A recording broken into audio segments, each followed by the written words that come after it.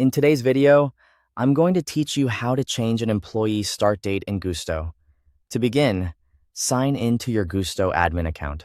Make sure you're using an administrator profile with permission to view and edit employee details, since standard access may not allow you to update this type of information.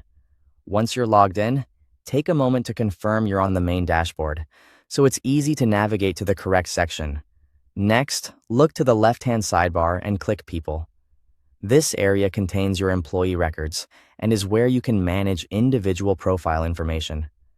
After the People page opens, find the employee whose start date you want to change and select their profile. If you have a larger team, it may help to carefully check that you've opened the correct employee before making any edits. Once you're inside the employee's profile, open the Work tab. This section typically includes employment-related details, such as job and work information.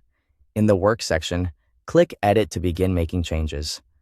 Entering edit mode allows you to update the employee's details directly, so be sure to move carefully and review what's already listed before changing anything. Now update the start date field with the new employment start date. This is the key step in the process, so double-check the date format and make sure the new date is accurate before continuing. Even a small mistake here can affect records, reporting, or payroll-related details, so accuracy matters. After entering the new start date, review the updated information. Take a few seconds to make sure the correct employee is selected.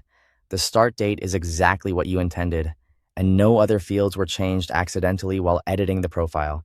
This quick review can help prevent errors and save time later. When everything looks correct, click Save to apply the changes. Gusto should then update the employee's record with the new start date. After saving, it's a good idea to verify that the update went through successfully. Look back at the employee's profile and confirm that the new start date now appears correctly.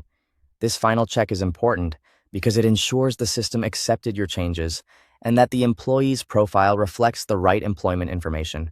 And that's it. You've successfully changed an employee's start date in Gusto. Thanks for watching.